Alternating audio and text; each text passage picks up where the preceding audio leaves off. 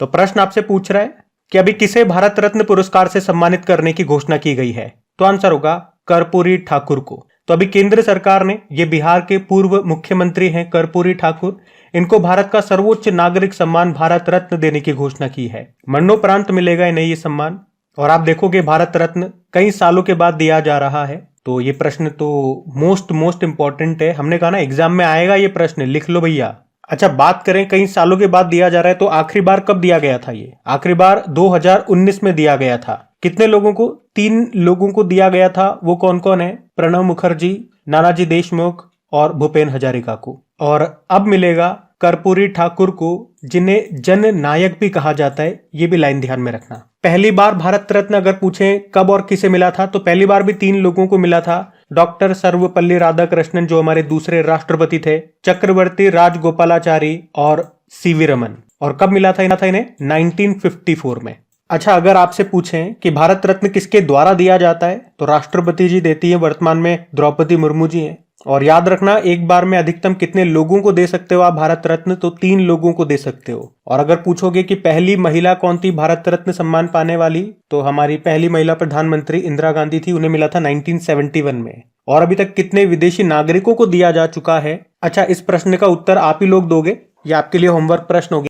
फिर आपसे पूछ रहे हैं अभी हाल ही में किसे उत्तर प्रदेश गौरव पुरस्कार से सम्मानित किया जाएगा। तो आंसर होगा उपर्युक्त दोनों, यानी कि डॉक्टर रितु और नवीन। तो अभी उत्तर प्रदेश की योगी सरकार ने 2 जनों को प्रतिष्ठित यूपी गौरव सम्मान से सम्मानित करने की घोषणा की है, जिसमें से एक प्रसिद्ध वैज्ञानिक है डॉक्टर रितु और दूसरे प्रसिद्ध उद्यमी हैं, उनका नाम है नवीन।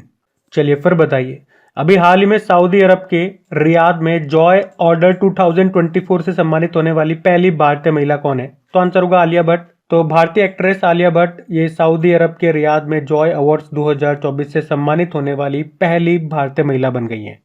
फिर अगला प्रश्न है, हाल ही में किस भारतीय मूल के व्यक्ति को freedom of the city of London award से सम्मानित किया गया? तो आंसर होगा अजीत मिश्रा। तो ब्रिटेन में भारतीय मूल के एक प्रमुख वकील हैं ये अजीत मिश्रा, जिनको कानूनी और सार्वजनिक क्षेत्रों में उनके उत्कृष्ट योगदान के लिए प्रतिष्ठित freedom of the city of London से सम्मानित किया गया। अच्छा, ये ऑप्शन बड़े इंपॉर्टेंट रखे हैं मैंने आपके लिए।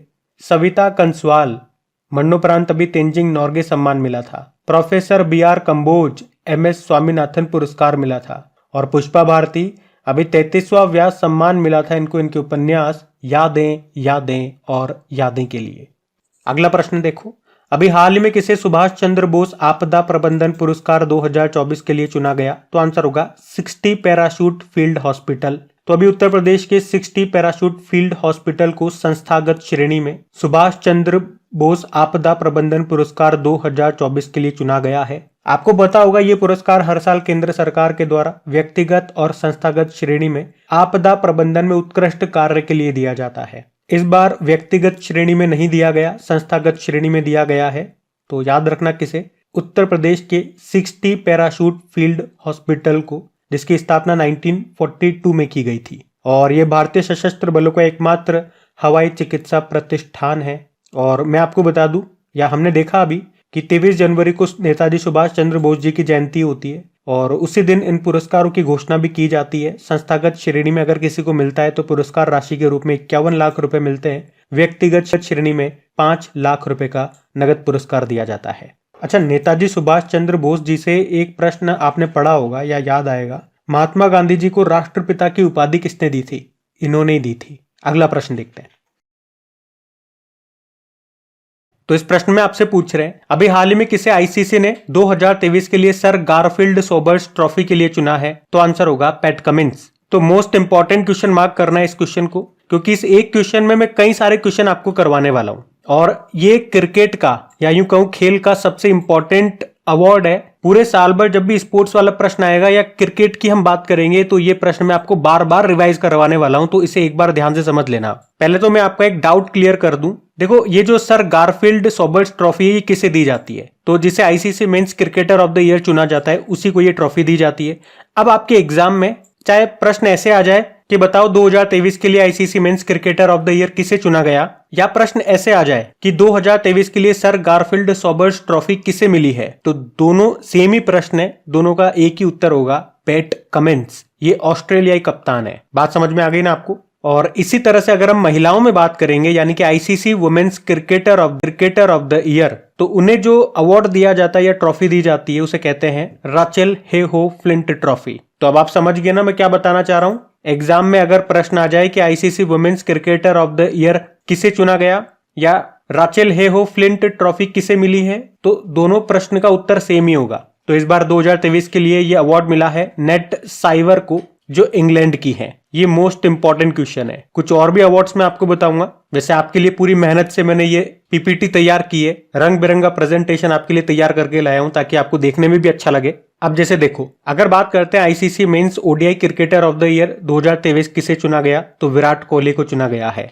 ये भारतीय हैं, तो भारतीय वाले नाम तो वैसे इंपॉर्टेंट मार्क करते हुए चलना। वहीं अगर वुमेन्स में बात करते हैं यानी कि ICC women's ODI cricketer of the year 2023 किसे चुना गया, तो चामरी अट्टापट्टू को चुना गया। ये श्रीलंका टीम की कप्तान है महिलाओं में। उसी तरह से ICC men's test cricketer of the year 23 किसे चुना गया, तो उस्मान ख्वाजा को चुना गया। ये ऑस्ट्रेलिया के हैं। और ICC men's T20 international cricketer of the year 2023 चुना गया सूर्य कुमार यादव को। ये भारतीय हैं, तो इंपॉर्टेंट मार्क करना। वहीं महिलाओं में बात करेंगे यानी कि आईसीसी वुमेन्स टी20 international cricketer of the year 2023 चुना गया हेले मैथ्यू को।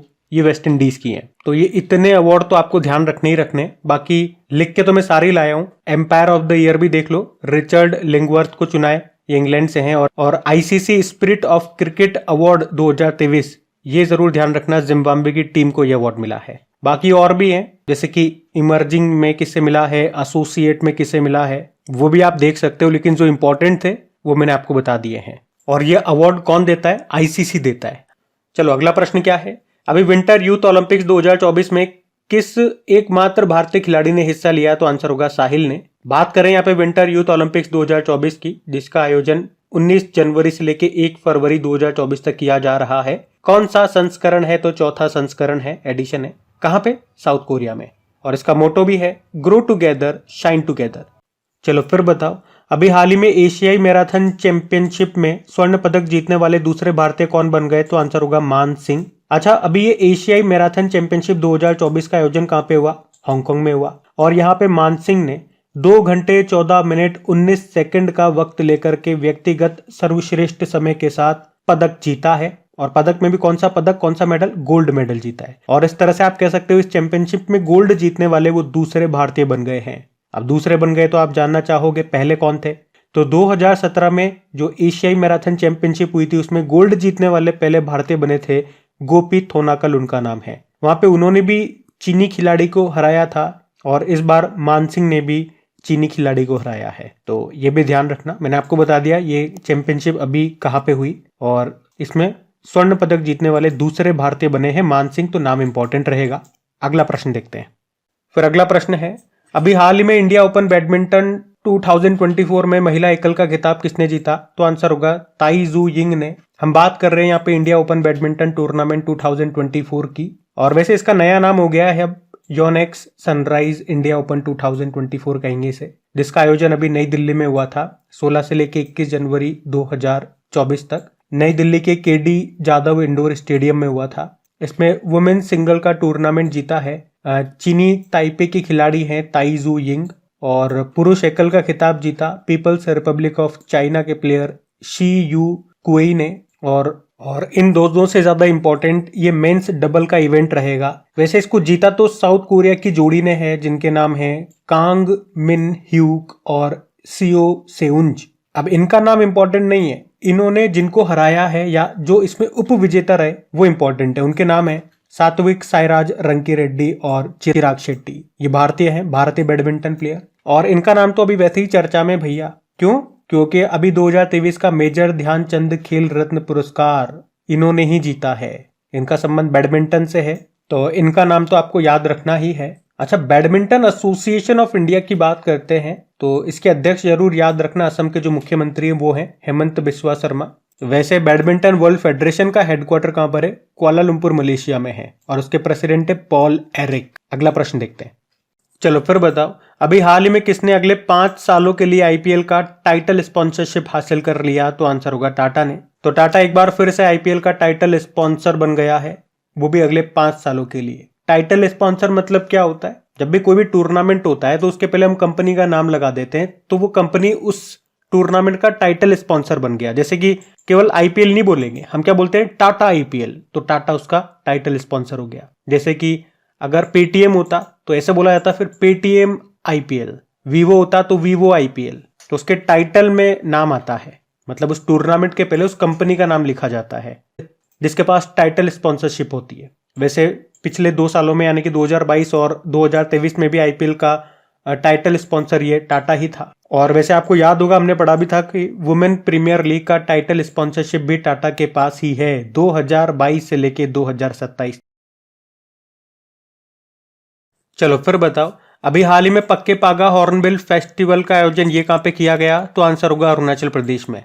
अच्छा, इसका आंसर नागालैंड मत करके आ जाना, क्योंकि आपको पता है नागालैंड में भी तो एक हॉर्नबिल फेस्टिवल होता है। हाँ, वहां पे हॉर्नबिल फेस्टिवल होता है, लेकिन यहाँ पे क्या पूछ रहे हैं, ध्यान से पढ़ो, पक्के पागा हॉर्नबिल फेस्टिवल। तो ये थोड़ा सा आपको ध्यान रखना है एग्जाम में। पक्के पागा हॉर्नबिल फेस्टिवल आएगा तो आंसर अरुणाचल प्रदेश, और केवल हॉर्नबिल फेस्टिवल पूछा जाएगा तो आंसर होगा नागालैंड। अभी इसका आयोजन हुआ 18 से लेकर 20 जनवरी 2024 तक। कहां पे हुआ? अरुणाचल प्रदेश के केसांग जिले के सेई जोसा में, और इस बार इसका नवा संस्करण है। ये फेस्टिवल हॉर्नबिल पक्षी के संरक्षण पर केंद्रित है, और वहां की एक ट्राइबल है, एक जनजाति है जिसका नाम है नीशी। तो नीशी जनजाति के लोगों के द्वारा इस फेस्टिवल को मनाया जाता है। अच्छा, आपके मन में ये प्रश्न भी आ रहा होगा कि ये जो हॉर्नबिल पक्षी है ये किस राज्य का स्टेट बर्ड होता है, राज्य के पक्षी होता है? तो ये 2 राज्यों का है, एक तो अरुणाचल प्रदेश का है और केरल का है। अच्छा, एक और डाउट मैं आपका यहाँ पे दूर कर दूं कि नागालैंड वैसे तो जरूर मनाता है ये हॉर्नबिल फेस्टिवल, लेकिन उसका स्टेट बर्ड नहीं है हॉर्नबिल, ये याद रखना।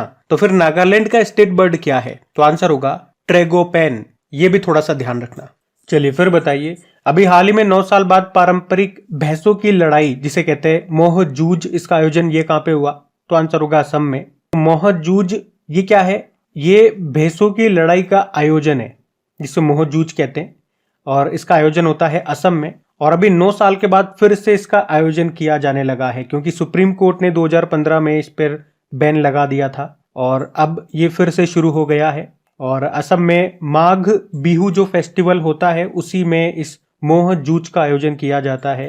तो क्या है ये मोह जूझ? बता दिया मैंने आपको, भैंसों की लड़ाई होती है इसमें। अच्छा, बेलों का एक त्योहार होता है जिसमें बेल को कंट्रोल करना होता है, उसे कहते हैं जल्लीकट्टू। बेलों की लड़ाई नहीं बोलूंगा मैं, क्योंकि वह सिंगल बेल होता है, ग्राउंड में भगाया जाता है, उसके आसपास आदमी होते हैं, सारे इंसान होते हैं, वो उसे कंट्रोल करने की कोशिश करते हैं, उसके कुबड़ पे लटकते हैं और उसके सींगों पे जो एक कपड़ा रहता है उसे हटाना होता है, तो वो विजेता होता है। उसे जल्लीकट्टू कहते हैं। तमिलनाडु में इसका आयोजन होता है, पोंगल त्योहार में इसका आयोजन होता है। और एक कंबाला भी होता है, कंबाला कर्नाटक में होता है, वहां पे भैंसों की दौड़ होती है, कीचड़ में भैंसों को दौड़ाया जाता है। और एक कनुमा त्योहार तो अभी हमने पढ़ाई था लेटेस्ट, जिसमें मवेशियों की पूजा होती है, ये तेलंगाना में होता है। चलो फिर बताओ, अभी फरवरी 2024 में डेजर्ट फेस्टिवल का आयोजन ये कहां पे होगा? तो आंसर होगा तो ये राजस्थान में ही, लेकिन राजस्थान में कहां? जैसलमेर में। तो डेजर्ट फेस्टिवल 2024 यानी कि मरु महोत्सव 2024 कब से कब तक? 22 से लेके 24 फरवरी तक। और इस बार थीम क्या है? Back to the desert. कहां पे? जैसलमेर के पोखरण गांव में।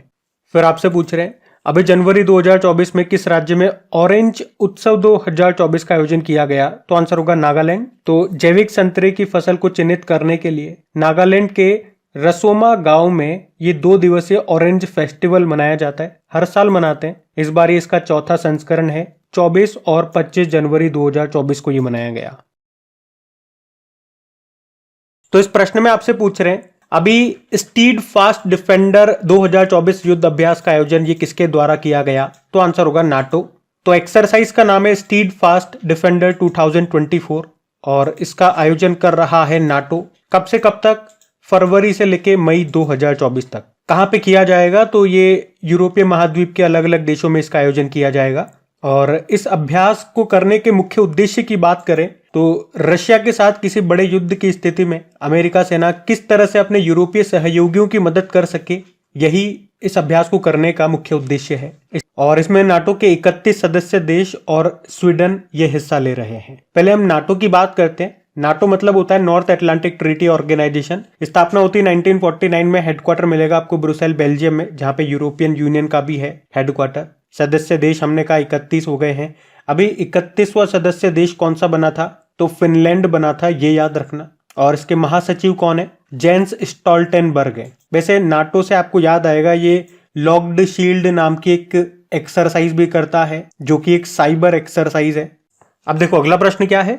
अभी जनवरी 2024 में ही भारत ने किस देश के साथ संयुक्त सैन्य अभ्यास जिसका नाम है खंजर, इसका आयोजन किया? तो आप जानते हो खंजर एक्सरसाइज ये हम करते हैं किर्गिस्तान के साथ में, भारत और किर्गिस्तान के बीच में होती है ये। 2024 में इसका ये 11वां संस्करण हुआ। कब से कब तक? 22 जनवरी से लेके 3 फरवरी 2024 तक। और सबसे इंपॉर्टेंट कहां पे इसका आयोजन हुआ? हिमाचल प्रदेश के बकलोह में। अब हमने ये एक्सरसाइज किर्गिस्तान के साथ में किया तो इसके स्टैटिक इंपॉर्टेंट बनेंगे। कैपिटल इसकी बिश्केक है, करेंसी है किर्गिस्तानी सोम और प्रधानमंत्री हैं अकिल बेक जपारोव। फिर बताइए जनवरी 2024 में अभी भारत ने किस देश के साथ साइक्लोन युद्ध अभ्यास का आयोजन किया? तो अच्छा प्रश्न है ये भी। तो इसका तो उत्तर मिस्र हो जाएगा, यानी कि इजिप्ट। और आपको ये रट चुका होगा कि साइक्लोन एक्सरसाइज हम इजिप्ट के साथ करते हैं। पिछले साल ही हमने इजिप्ट के साथ इसे करना शुरू किया, तो आप कह सकते हो इस बार ये इसका दूसरा संस्करण है। साइक्लोन एक्सरसाइज नाम याद रखना, भारत और इजिप्ट के बीच में होता है। कब से कब तक? 22 जनवरी से लेके 1 फरवरी 2024 तक। और इस बार कहां पे? इस बार इजिप्ट के अंशाश में हुआ। पिछली बार ये हुआ था राजस्थान के जैसलमेर में। कई बार पढ़ा है हमने। अब इजिप्ट की बात हुई है तो इसके भी स्टैटिक देख लेते हैं। कैपिटल इसकी कायरा है, करेंसी इजिप्टियन पाउंड। प्रेसिडेंट कौन है? अब्दुल फतेह अल सीसी। और आपको याद होगा ये भी लगातार तीसरी बार यहाँ के प्रेसिडेंट बने हैं। और क्या याद आता है इजिप्ट से? कि अभी एक तो ये न्यू डेवलपमेंट बैंक का चौथा सदस्य देश बना है। उसके अलावा इजिप्ट अभी और किसका मेंबर बना है? तो सबसे चर्चित रहा है वो किस्सा, तो वो है ब्रिक्स का किस्सा। ब्रिक्स में अभी 5 नए मेंबर बन गए। वैसे तो 6 बनने वाले थे। ये भी पूछा जा सकता है, देखो प्रश्न 6 बनने वाले थे, किस एक देश ने दगा कर दिया, धोखा दे दिया, मना कर दिया? तो आंसर होगा अर्जेंटीना ने। 5 कौन शामिल हो गए? एक तो इजिप्ट हो गया। चलो ये मैं आपको कई बार बता चुका हूं, आज आपके लिए छोड़ता हूं, ये होमवर्क प्रश्न हो जाएगा एक और आपका, कि अभी ब्रिक्स में 5 नए देश बने हैं, जिसमें एक तो हो गया इजिप्ट। बाकी 4 के नाम आप बताओ। तो इजिप्ट से ये सारे पॉइंट्स आप ध्यान में रखना। इजिप्ट को नील नदी का वरदान भी कहते हैं, ये भी ध्यान रखना। अगला प्रश्न देखते हैं। तो इस प्रश्न में आपसे पूछ रहे हैं अभी हाल ही में फर्टिलाइजिंग द फ्यूचर नाम की बुक को किसने लिखा है? तो आंसर होगा डॉक्टर मनसुख मांडविया ने। बुक का नाम है फर्टिलाइजिंग द फ्यूचर। और इसका जो हिंदी में संस्करण आया बुक का, उसका नाम है उर्वरक आत्मनिर्भरता की राह। और हमारे जो वाइस प्रेसिडेंट है जगदीप धनखड़ जी, उन्होंने इस बुक को लॉन्च किया है। और लिखा किसने है? हमारे जो केमिकल एंड फर्टिलाइजर मिनिस्टर है डॉक्टर मनसुख मांडविया ने। उन्होंने इस बुक में प्रधानमंत्री नरेंद्र मोदी के नेतृत्व में भारत को उर्वरक क्षेत्र में आत्मनिर्भर बनाने की यात्रा और अब तक हुए क्रांतिकारी परिवर्तनों के बारे में बताया है। अच्छा, फर्टिलाइजर से संबंधित 2 करंट अफेयर्स के प्रश्न में आपको याद दिलाऊं तो याद रखना, देश का पहला लिक्विड नैनो यूरिया प्लांट ये कहां पे खुला है? तो ये गुजरात के गांधीनगर के कल्लोल में खुला था, जबकि दूसरा खुल चुका है प्रयागराज में। और पूछे कि भारत का पहला कोल गैसिफाइड आधारित तलचर फर्टिलाइजर प्लांट ये कहां पे खुलेगा? तो ये उड़ीसा में खुलेगा। ये दोनों मोस्ट इंपॉर्टेंट प्रश्न है अपने आपके। फिर बताइए अभी आसाम ब्रेव हार्ट लचित बारफुकन नाम की बुक को किसने लिखा है? तो आंसर होगा अरूप कुमार दत्ता ने। तो बुक का नाम है आसाम ब्रेव हार्ट लचित बारफुकन। इसको लिखा है अरूप कुमार दत्ता ने और इसको लॉन्च किया हमारे गृह मंत्री अमित शाह ने। यह बुक असम बारफुकन के ऊपर लिखी गई है। और वो कौन थे? तो वे 17वीं शताब्दी के असम के वीर योद्धा थे। फिर अगला प्रश्न क्या पूछ रहे हैं? अभी हाल ही में पराक्रम दिवस कब मनाया गया? तो आंसर होगा 23 जनवरी को। हर साल 23 जनवरी को हम पराक्रम दिवस के रूप में मनाते हैं। किनकी जयंती होती है? नेताजी सुभाष चंद्र बोस जी की जयंती होती है।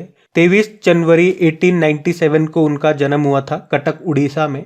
और इस बार हम उनकी 127वीं जयंती मना रहे हैं। और आपको याद हो तो उन्होंने 2-3 बड़े फेमस और जोश भर देने वाले नारे दिए थे, जैसे कि जय हिंद का नारा, तुम मुझे खून दो मैं तुम्हें आजादी दूंगा, और चलो दिल्ली। इन नारों ने युवाओं में आजादी के लिए प्रेरणा का काम किया था। और इस दिवस की बात करें तो 2021 से हम इस दिवस को मना रहे हैं। और वैसे नेताजी सुभाष चंद्र बोस जी से आपको एक और प्रश्न याद आएगा कि एक ट्रेन का नाम भी इनके ऊपर रखा गया था। मैं बात कर रहा हूं हावड़ा कालका मेल ट्रेन का नाम, उसका नाम बदल के नेताजी एक्सप्रेस कर दिया गया था, यह भी ध्यान में रखना।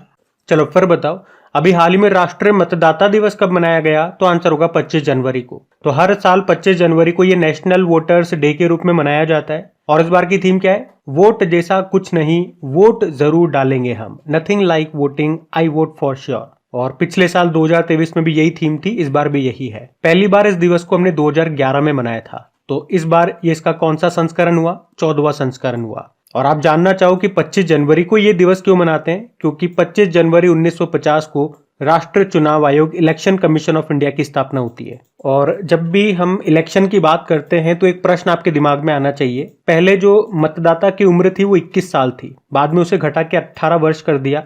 तो यहीं से एग्जामिनर प्रश्न बना के पूछता है कि बताओ किस संविधान संशोधन के तहत ये किया गया? क्या किया गया? 21 से 18 कर दी उम्र। तो आंसर होगा 61वां संविधान संशोधन। और ये संशोधन किस अनुच्छेद में किया गया? आर्टिकल 326। ये भी ध्यान में रखना। वैसे 25 जनवरी को एक और दिन मनाते हैं हम, राष्ट्रीय पर्यटन दिवस, नेशनल टूरिज्म डे। और उसकी थीम है स्टेबल जर्नी, टाइमलेस मेमोरी। और अंतरराष्ट्रीय पर्यटन दिवस कब होता है फिर? इंटरनेशनल टूरिज्म डे तो 27 सितंबर, याद रखना। और टूरिज्म की बात है तो एक स्टैटिक प्रश्न आपका बन जाएगा कि वर्ल्ड टूरिज्म ऑर्गेनाइजेशन का हेडक्वार्टर कहां पर है? तो मैड्रिड, स्पेन में है। चलो फिर बताओ, अभी हाल ही में किस मंदिर में गोल मेला का आयोजन किया गया? तो आंसर होगा जगन्नाथ मंदिर, जो उधमपुर वाला है। अच्छा, एक जगन्नाथ मंदिर आप जानते हो जो पूरी उड़ीसा में भी है, और ये उधमपुर जम्मू कश्मीर में है। यहीं पे अभी गोल मेले का आयोजन किया गया था। याद रखना, इस मेले का आयोजन हर साल 2 बार किया जाता है। चलो फिर बताओ, अभी हाल ही में दुनिया का दूसरा सबसे मूल्यवान आईटी ब्रांड कौन सा बन गया है? तो आंसर होगा टीसीएस। तो ब्रांड फाइनेंस ने अभी ग्लोबल 500 आईटी सर्विसेज रैंकिंग 2024 को जारी किया है, जिसमें दुनिया में दूसरा सबसे मूल्यवान आईटी ब्रांड बन गया है टीसीएस। 2024 में टीसीएस की ब्रांड वैल्यू बताई गई है $19.2 बिलियन, जो कि 2023 में $17.2 बिलियन थी। अच्छा, ये अगर दुनिया का दूसरा सबसे मूल्यवान, मोस्ट वैल्यूएबल आईटी ब्रांड बना है टीसीएस, तो दुनिया का पहला कौन है? तो एक्सेंचर है। ये दुनिया का सबसे मूल्यवान आईटी ब्रांड है। याद रखना, आईटी कंपनियों की हम बात कर रहे हैं। इसमें तीसरे नंबर पे है लिस्ट में इन्फोसिस और चौथे पे आईबीएम वगैरह है। मैं फिर से रिपीट कर रहा हूं, आईटी कंपनियों की हम यहाँ पे बात कर रहे हैं, क्योंकि लिस्ट का नाम ही क्या है? ग्लोबल 500 आईटी सर्विसेज रैंकिंग 2024, जिसको ब्रांड फाइनेंस ने जारी किया है।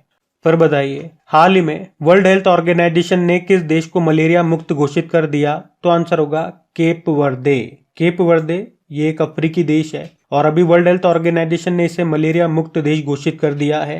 अभी वैसे मॉरिशस और अल्जीरिया को भी मलेरिया मुक्त घोषित किया गया है, ये भी ध्यान में रखना।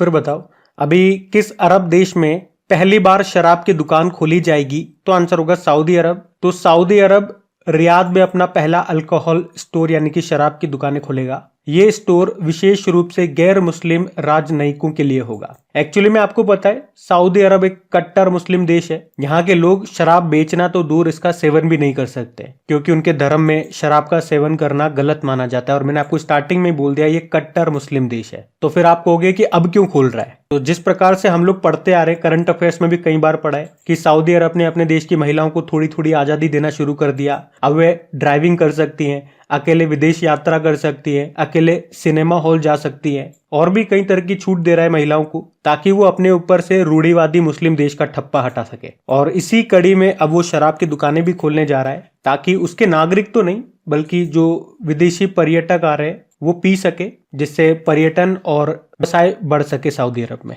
देखो, बात सऊदी अरब की है तो ये रहा मैप में सऊदी अरब। कैपिटल इसकी रियाद है और करेंसी है सऊदी रियाल। और चलो फिर आपसे पूछ रहे हैं, अभी हाल ही में भारत के इक्विटी मार्केट ने विश्व में कौन सा स्थान हासिल किया? तो आंसर होगा चौथा।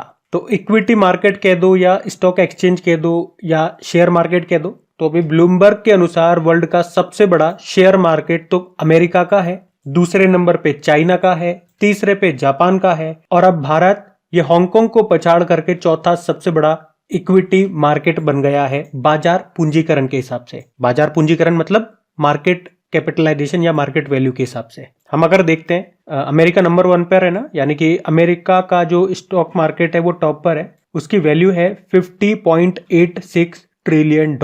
वहीं भारत का स्टॉक मार्केट अभी चौथे स्थान पे आ गया और इसकी वैल्यू है $4.3 ट्रिलियन।